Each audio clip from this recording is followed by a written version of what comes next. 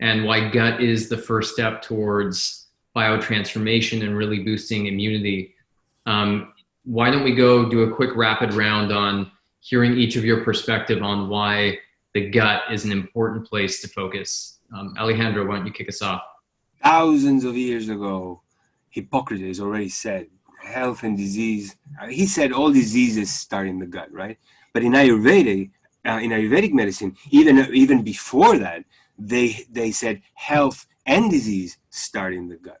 And I think of the gut as the root of a tree, right? And the root is where the tree sucks nutrients from the earth.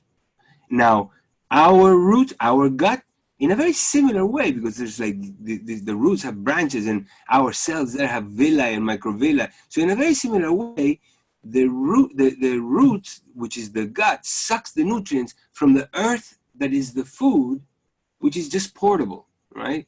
The tree is fixed. We're walking around, so we have to use portable soil, right? And we like it or not like it, but what we eat is soil. Then these nutrients go through the blood or through the sap, right? Through the trunk, which is the arteries, into the leaves and the fruit and the flowers, which are our hair, our skin, and our organs.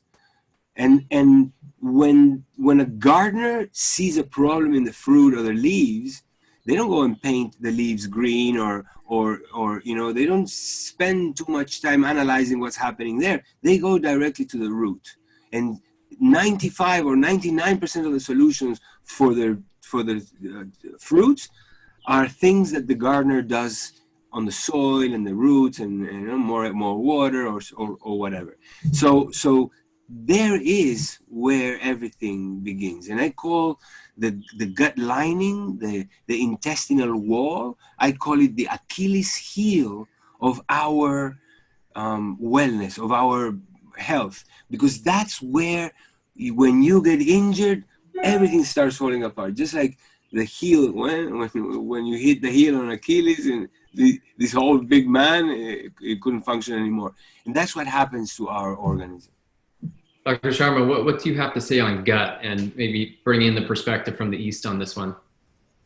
Yes. So in the East, whenever people went to the doctor, the first thing the doctor would check is the pulse and the tongue.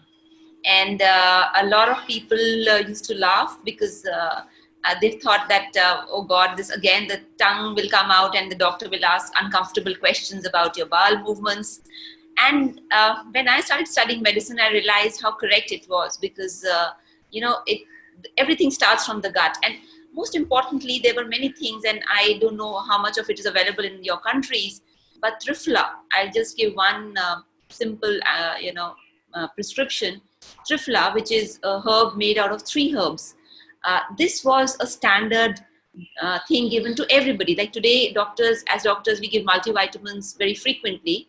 So in ancient times, Triphala was given because it balanced the gut, and kind of brought in about better digestion. And one little anecdote I'll tell you is that one of the Ayurvedic doctors told me that her grandfather was reprimanding a student for not studying well. He was also an Ayurvedic doctor. Then finally he said, look, son, even if you don't understand most of the Ayurvedic medicine, at least if you want to earn a living, understand the benefits of Triphala, because it'll take your practice, it'll make your practice survive. And that's how important Triphala was considered. So these are the herbs which are very useful for digestion.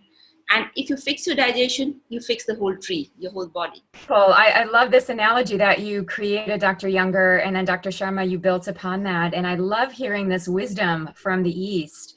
I perhaps can speak to the West and what we do in functional medicine.